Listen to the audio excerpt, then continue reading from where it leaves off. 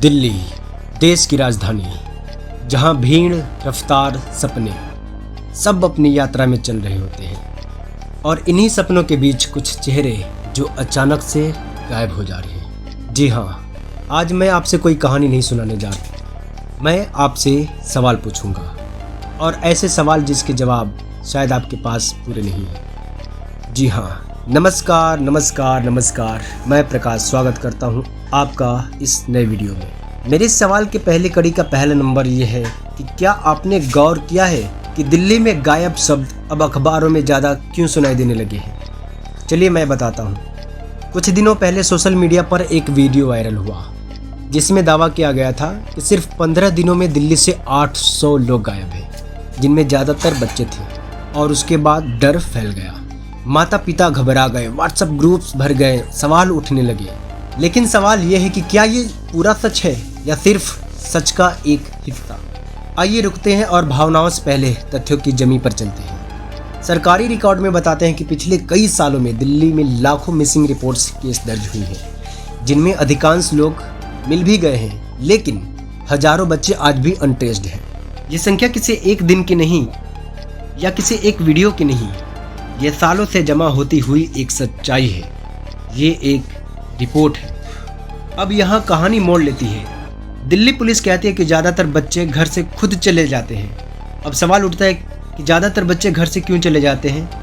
क्योंकि रीज़न में ये बताया गया कि घर में झगड़ा, प्यार मोहब्बत, मोबाइल को लेकर विवाद या आज़ादी की चाह में कई बच्चे गुस्से या भावनाओं में घर छोड़ देते हैं। लेकिन सवाल ये है कि क्या ये पूरी कहानी है? अगर सब कुछ इतना सीधा होता तो सवाल उठते ही नहीं। सवाल तब उठता है जब कुछ बच्चे कभी लौटकर नहीं आते, कुछ की मोबाइल फ़ोन अचानक बंद हो जाते हैं, कुछ की आखिरी लोकेशन भीड़ भाड़ इलाकों में मिलती है और फिर कोई सुराग नहीं मिलता। तो सवाल यह है कि क्या हर केस सिर्फ घर से भागने का है या कुछ मामलों में कहानी कुछ और है? भारत में मानव तस्करी कोई कल्पना नहीं है, यह एक कड़वा सच है। बच्चों को मजदूरी, भीख, घरेलू काम और कभी कभी सबसे भयानक शारीरिक शोषण के लिए इस्तेमाल किया जाता है।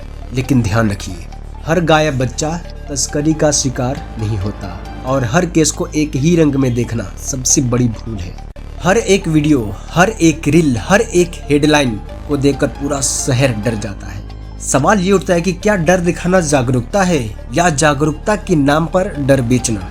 पुलिस साफ कहते हैं कि आंकड़ों को तोड़ मरोड़ कर पेश किया गया है, कोई अचानक उछाल नहीं है।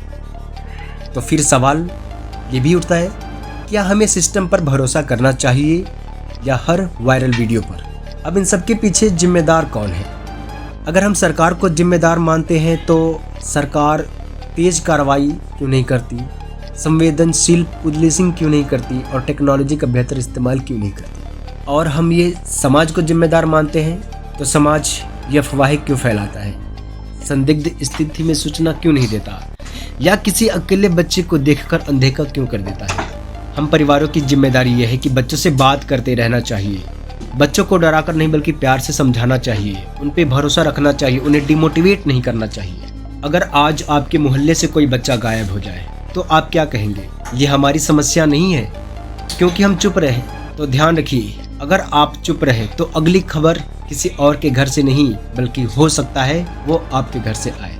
दिल्ली में बच्चों का गायब होना न तो कोई अफवाह है और ना ही कोई फिल्मी साजिश। ये एक जटिल समस्या है, ये एक जटिल सच्चाई है जिसे डर से नहीं समझ से सुलझाना होगा। देखते रहिए, सवाल पूछते रहिए और सबसे जरूरी जिम्मेदार रहिए। अगर आपको कोई बच्चा अकेला या भटकता हुआ दिखे तो तुरंत 1098 या पुलिस को सूचित करें। तब तक के लिए जय हिंद।